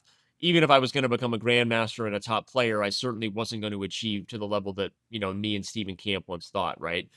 And so yeah, it was awful. I was drinking myself to sleep. I was, like I said, I started taking I got a medical prescription for Klonopin, initially Xanax and Klonopin, but mainly then it was Klonopin, and I was mixing opioids with alcohol, and despite my wife's advice and her fears and saying don't do that, I was doing it when she didn't know, and had a couple of moments where I definitely pushed the limit of how I felt and how scary that was. I was also having panic attacks, like straight.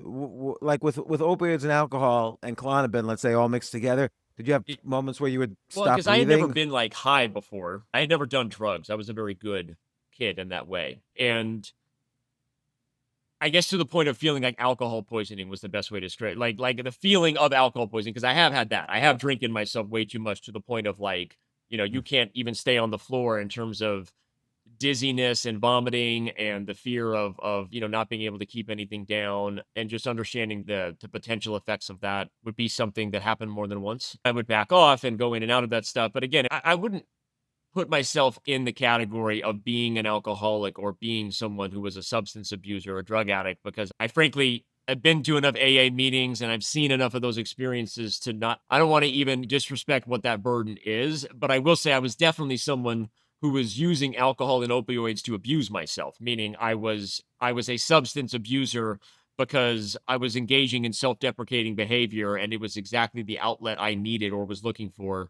to avoid what I needed to deal with, right? Which was my issues and my feelings and all those things. And I don't know that the distinction is super important. I think in my brain, I make the distinction because one, I recognize that I was ultimately trying to self medicate, even though it was abusing alcohol and substances. And ultimately, I would say that for a lot of people who get into real drug issues, a lot of it does start that way. You are looking for an outlet, right? For something that helps ease the pain, for lack of a better way to put it, right? And so I can definitely relate to what that is, even if I would not consider myself.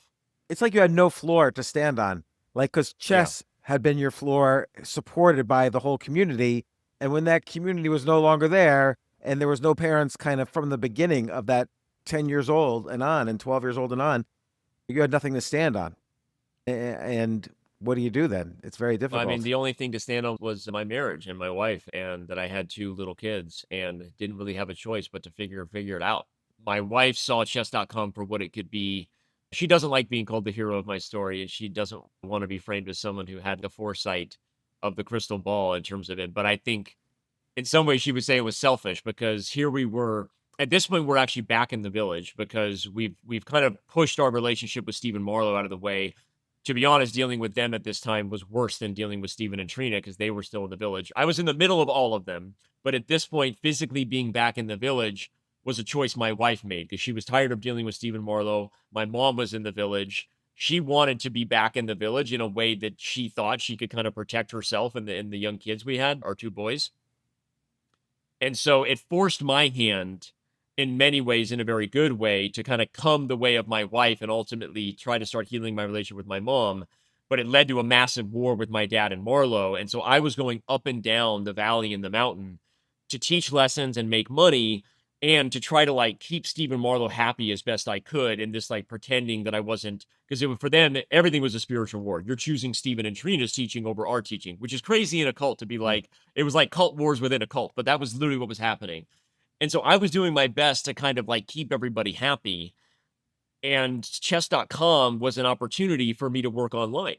And so Shauna was like, hey, if you actually make this work with Eric and Jay, like you could do stuff from the village. You don't have to travel all the time anymore. Right. And so she would say it was more of a selfish kind of need than like the idea that chess.com was going to become, what it is today. And but it was also, aligned with the fact that I had educated myself enough that I understood what chess.com could be too. In fact, I tried to buy the domain when I was bedridden on Vicodin.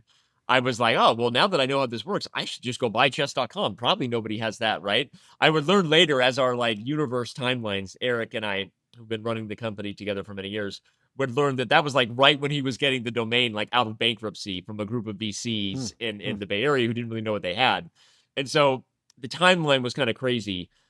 But I start working eventually, a couple years later now, I'm working for Eric and Jay online. And this starts to make it easier for me to be in the village. Eventually, during a lot of the fights and the not good times of us trying to make a marriage work and me not being the best husband, I would say, my wife was like, hey, you got to start working on your relation with your mom.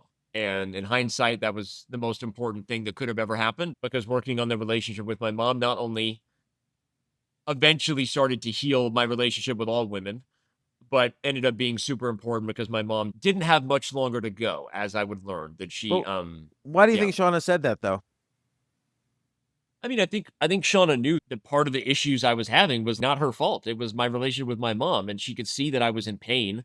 I was abusing alcohol and drugs and not wanting to talk about my mother. It's like you're drinking yourself to death and you don't want to acknowledge that you're in pain. And at some point, it was just a non-starter for her. And she also wanted my mom to know the kids, like my mom was in the village and it caught her at times sneaking my mom over to see the boys. And so she was sneaking my mom over to see the boys. And I was like, okay, you can have her over here, but never when I'm around. That was Hmm. the kind of stuff we were having. And so, you know, there's a lot of rated R stuff that happened for my mom and I to heal our relationship. It was not, speaking of non-Hollywood endings, it didn't just get there. Like I was devastated by my relationship with my mom. I hated her guts. And the only reason our relationship healed was because my mother was, whatever she had learned about this, she finally understood like what she needed to do. And it was like she was never going to lose the idea of having a relationship with me again. And even when I was blaming her for everything, blaming her for the fact that my chess career fell apart, because if she had had me and she had taken care of my ears, it never would have happened. Right? Hmm. Makes sense, right? Blaming for me for any abuse I had ever gone through. My mom took responsibility for everything. Like literally, she was like, I failed you. I let you go and I will never have you back. And you're now an adult with a marriage and kids. And I will do anything it takes in whatever time I have to help you feel like a whole human being again. And that was the kind of shit she did. And like when you have someone doing that, when objectively she's taking responsibility for pain that probably doesn't even belong to her totally, if that doesn't disarm you, like at that point, like, I don't know what will, right? And so we started healing our relationship, and it took a lot of things. Did Marlo ever play the role of mother or attempt to? Marlo was, I would definitely say, a stepmother. Like early on, we didn't have a good relationship at all. And I would say Marlo was verbally abusive and didn't like me. And even if she thought she was hiding it, like I felt like an outsider amongst her Mm. children and I wasn't loved. I mean, there would be times where I was like in the valley and my brothers Dallas and Tiger were there and she was in the village. Like, let's say we were all down there for like someone's birthday, or Tiger also played chess. So Tiger and I traveled a lot of chess stuff together too. She would call and talk to Tiger, but not talk to me, right? She would call Mm. and talk to Tiger and Dallas, but not me. Like, I was not her kid, no matter what front she was putting on for her parents, no matter what it was. And I felt it. Over the years, like we had developed a relationship. Like I love Marlo. She loves me. I think we have the best relationship we possibly can given this trauma. She would also no longer deny that she was a child bride. I mean, she was married to my father at the age of 19, and she's got a lot of her own issues around her parents and the cult and her stuff. And also, she was one of the cult leaders. And a lot of people have a lot of issues with Marlo, rightfully so, about how she acted and how she treated people. Even though if you want to give yourself compassion, like she was a young woman who was married at 19 and then given a ton of power over people's lives as like basically the number two couple in the hierarchy. And she fucked it up a lot. I mean, she was not good in a lot of ways. And I can hold those opposing truths in two hands. I can say that like she was in some people's book, like maybe one of the worst people. She was definitely a top 5 person who did harm in the collective, at least how a lot of people feel. And like, I think she's a human being who was a child bride who was put in a situation that was borderline impossible, has a ton of her own issues. And I think she loved me to the best she could. And I'm at peace with that part of it. But whenever push came to shove, if I really had problems with me, it was because of Debbie. It was never because of her, right? It wasn't that she was neglecting my ears in the valley.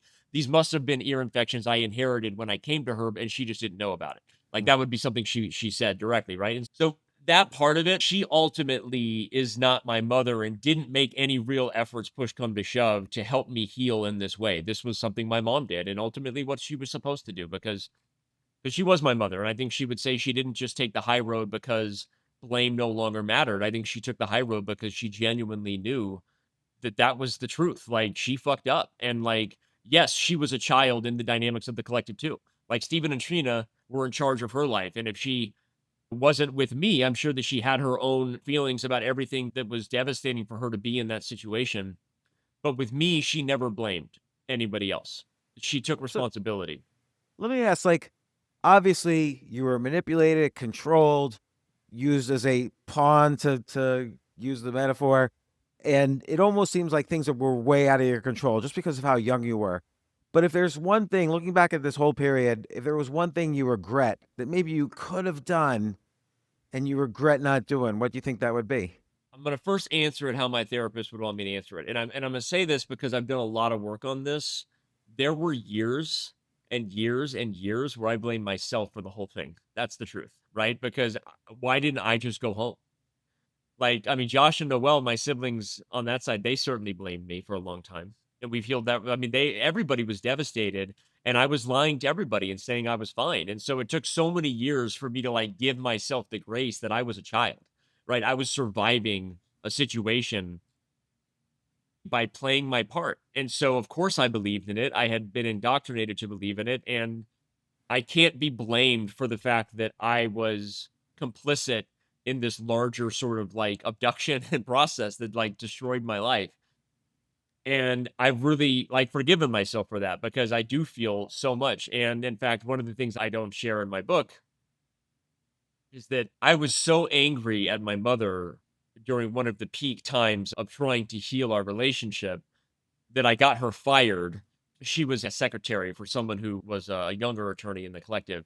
And I didn't like that she got fired, but because I was so angry and I was higher up than her on the spiritual totem pole, like she basically got fired because of it, right? Hmm. Now, what ended up happening, my mom was hustling, trying to build a new life for herself as a real estate agent, she ultimately had a massive stroke because she had high blood pressure, and high blood pressure came from stress. And so I have blamed myself for years for my own mother's death, let alone anything else, right? So I'm saying this to say that I've forgiven myself for the process that happened because it's the truth and it wasn't my fault. That said, if I could do it differently, I certainly wouldn't have done that as like a young man in his young 20s going through this stuff. And, I don't know. I mean, like maybe I would have at some point just been like, you know what? I'm not up for this. I'm gonna go home. Like that would be what I would have done. I would have said, like, hey, actually, the king is not more important than my mother. That would have been what I would have said, right? If you're asking. But the truth is, like, one, I don't believe in playing the multiverse time travel game. And I've said this on a few other podcasts, and I'll say it again, that if you're not going to change the ending of your own story, you don't get to cherry pick the middle or the opening either. And whether you like it or not, the best and healthiest thing to do is to choose what has already happened to you because it happened. So choose it and figure out how to be the best version of yourself now. That doesn't mean you're justifying what happened or making excuses for abusers, but your best option is to figure out why something happened and choose the reason for it, right? Everything happens for a reason, but you get to choose the reason. And I believe in that. I believe it's actually not only the healthiest perspective, I've seen the results of it. And I feel like I'm so grateful for the lessons that I learned during this process in terms of what to truly value in life. That's what I will say. When it comes to relationships, are the only real equity we have in life, whether you believe in any metaphysical afterlife or not. What you take with you is the feelings, what you made other people feel and what people made you feel. And no one should be told who they can love, nor should relationships be controlled. Like everyone should be able to love who they want, how they want, and relationships are what you really have. A lot of people say they live their life like it's the last day, but very few really do it, or at least not living like it's the last day they could be with someone else. And my mom taught me that. And when you heal the relationship like we did, she had a massive stroke and she didn't die immediately upon the stroke, but she was never the same person again. And so I lost her. She had a massive stroke when I was 26. So we had really just been back in each other's life for a couple of years. And, I learned that. Imagine if you had never gotten back into each other's life, that would have been, Yeah, I agree with you. You can't pick and choose, so that we don't know that time travel universe, but that would have been far worse. that would have been tough. That would have been even worse, right? I think for sure. And I will probably be in therapy for the rest of my life anyway, but I think that would have guaranteed that I would never have quite fully reconciled that. So I feel incredibly grateful for that. Grief is a friend that I know well. She is now with me at all times. My wife would actually lose her mother very young as well. Just a couple of years later, her mom would get stage 4 breast cancer and die very quickly Mm. at the age of 62. So my wife and I have learned a lot of lessons in this regard, and neither of us really have great relationships with our dad. We do the best we can just to whet people's appetite on the craziness of this journey. My wife's father also left my wife's mother and married the second oldest daughter of Stephen and Trina Camp, and that was why her family left the collective when she was young. And so those were the ties that I didn't get into. So talk about a wild world. And so when you're So making a your marriage work, cousins, well, not really, but yes, exactly. When you're making your a step marriage work of cousins. 20 years on this kind of like shared trauma and know that we've almost been on the brink of divorce many times, I don't know what to say. Like, so it's like how many people have that kind of appreciation? And I'm sharing this not to like brag. I'm sharing it honestly to like connect with people. I wrote this book to try to make a difference and to try to like share people like what you can do with your own journey when shit gets tough. And so that's why I did this. How many people have that type of unique story to share? You know what I mean? I'm not cherry picking the ending to say, I'm not going to cherry pick the middle and the opening to say I should have done better. One, for the therapeutic reasons, which is I was a kid. It wasn't my fault. But also because it's now a story that I hope will make a difference to some degree for anyone who has anything to connect with on it. Well, that's just it. Like a book is not just this thing you put out there to have a career, to make a little bit of money, You to lose money. I lost money on this book, regardless of the check that Hachette wrote me. Just so you know, I lost money on this book. yeah, sure, or like it's almost never make money, and the book becomes transformative for other people, and that becomes something you'll become immensely grateful for. as more and more people contact you and said, "Oh my gosh, I read your book and I didn't go through exactly what you did, but let me tell you what blah blah blah." Like your book's gonna have a huge impact, and that's something, that's very important. And I, would say that if it's something to bring it full circle and answer the question of regrets or my mom and that relationship, I would say that I consider it something that my mom and I did together. The book is dedicated to my mother for a reason. Maybe it gives what we went through some meaning if we're gonna go back to the forum and say that everything that happens in life is meaningless. Like it or not, you are less than a blip. But if you can find some sort of fulfillment in the meaninglessnessfulness of it all, like if there's some part of it that is there, then I give my mother the credit for that.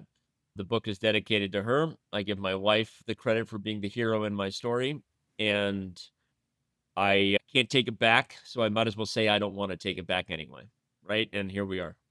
And look, going forward, you have a life also that many, including myself, would be incredibly jealous of. You actually did get to have a career in the things you were passionate about, which is extremely rare. You know, you've been helping run chess.com almost since its inception.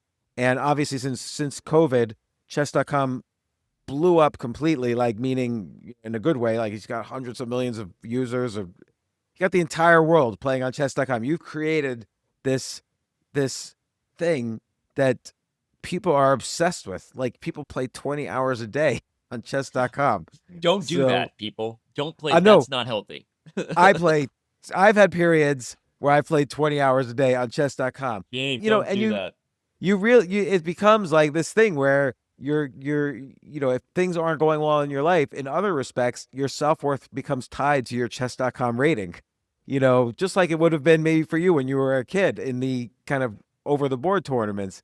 And so, and I'm not saying this is good or bad, like, but chess.com is it's a very valuable, you know, company right now that you helped build, and it's incredible. And again, there's so much drama and so many stories. Like, do you ever look at like someone like Magnus? So Magnus, former world champion, best player in the world right now, best chess player probably in history, and he's got a very different life than you. Like you look at, like, I know Henrik also, his dad.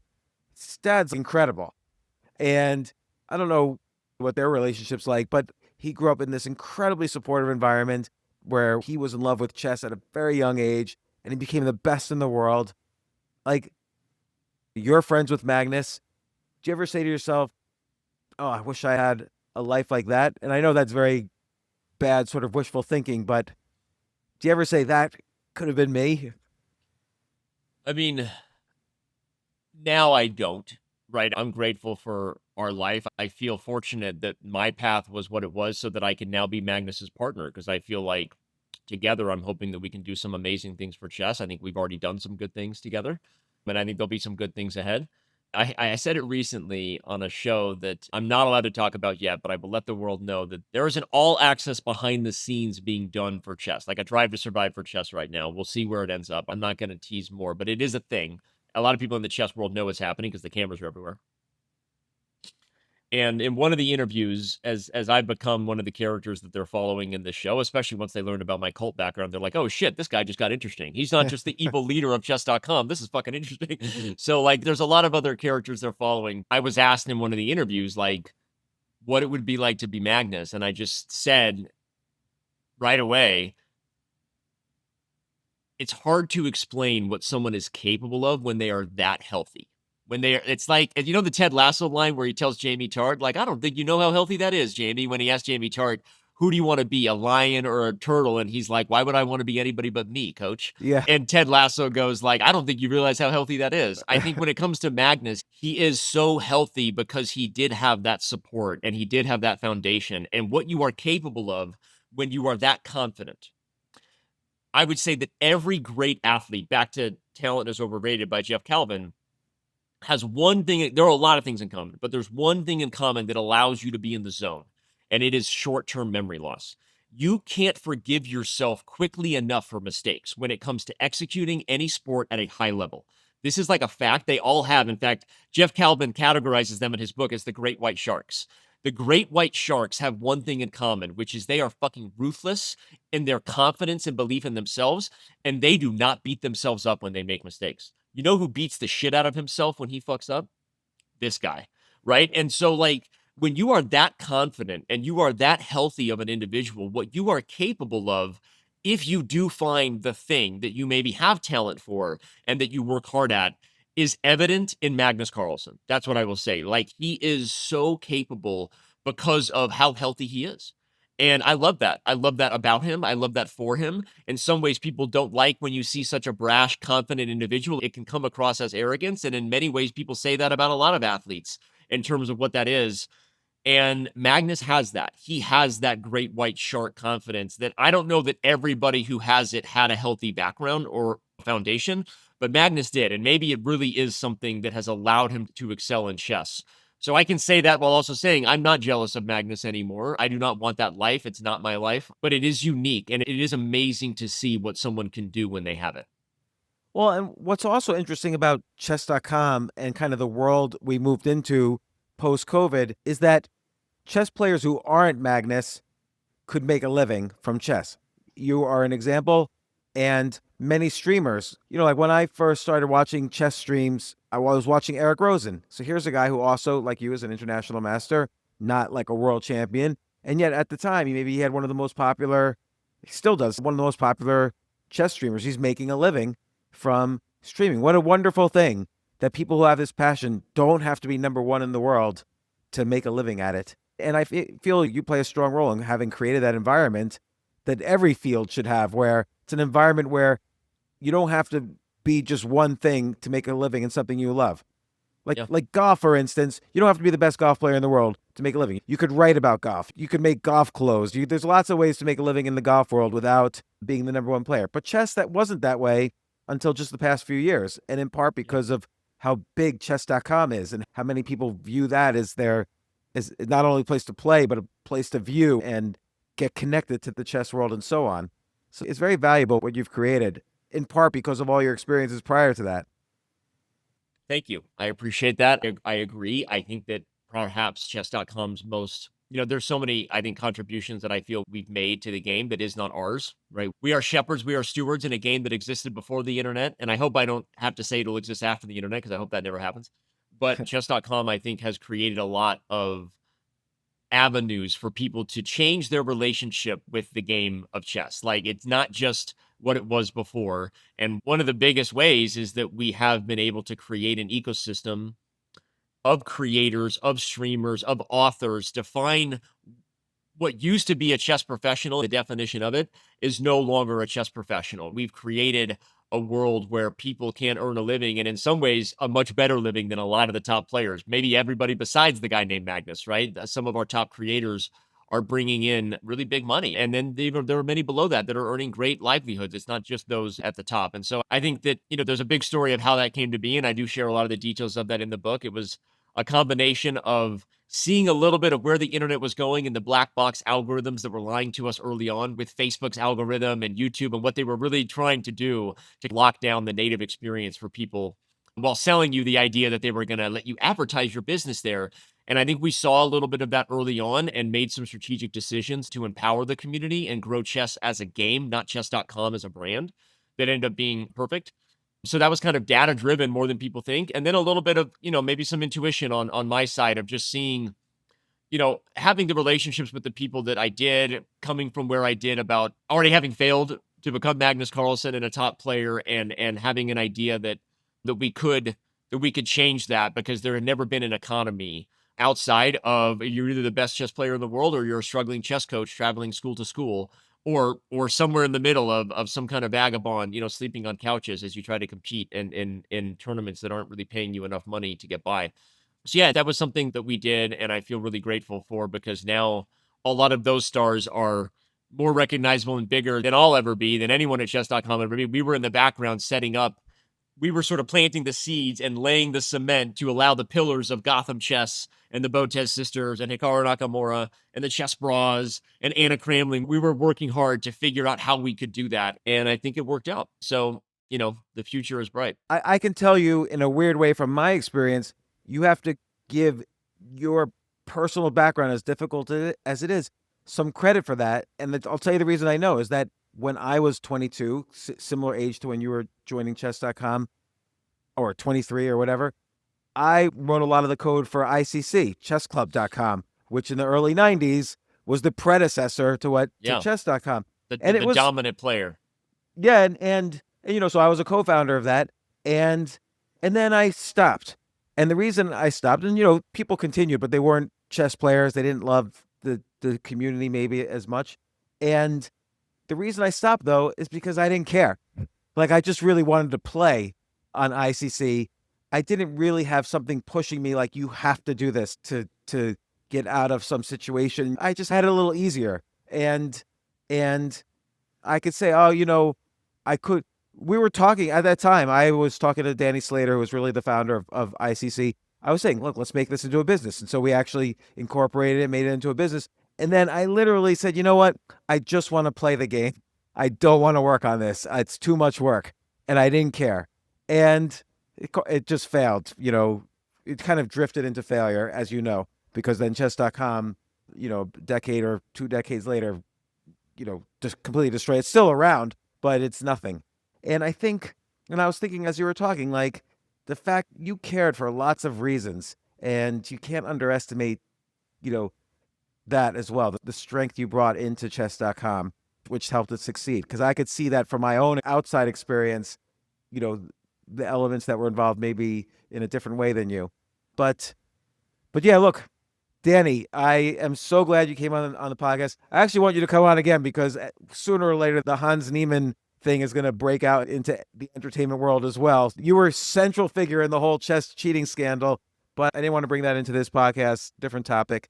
And at some point we could talk about that. Well, people can get And the book for that because I do share my yes, version of that. And that is something we didn't talk about at all. I will say that not just my book, there is obviously an Untold coming out on Netflix soon. And then there will be a Ben Mesrich book and a movie to follow. So that story, you're going to have plenty of time to have me back for that. yeah, that's a riveting part of the book as well. And I encourage people to read it. And obviously, that was such, the chess, people underestimate how much drama is in the chess world. I feel like it's more than any other sport or game for some reason, because chess players are, okay, there are some stupid chess players, obviously, but chess players in general have a little bit of eccentricity and a lot of intelligence and, so, with a dash of mental illness. So there's just a lot of drama in the chess world. It's, going back to forever, like Vladimir Nabokov wrote The Defense because he saw the drama in chess, and Stefan Zweig wrote, The Royal Game because he saw so much drama in the game. So these classic books over hundreds of years are about, because there is so much drama in this game. But Danny Rensch, co-founder of chess.com, author of Dark Squares, How Chess Saved My Life. Such a riveting book. I had already known the story, but I was page by page. It's a page turner. It's riveting. It's real, and you don't have to know anything about chess. It's just a very unusual, but also very, dramatic story, and painful also. And Dan, I really appreciate how you've shared that pain, and you've overcome it, and you've had so much success. And I'm sure a lot of people are going to be inspired by the story. And thanks again for coming on the podcast. It's such a pleasure. Thanks for having me, James. And full circle from our casual dinner conversation, we finally have a chance to really talk it out from a couple of years ago. Yeah, it was a different conversation 2 years ago, and then last year was on the stage, but now we really have the full conversation, and I have a feeling it's only just begun. I hope it's only just begun, so I appreciate it. Thanks, man. I'll see you again soon.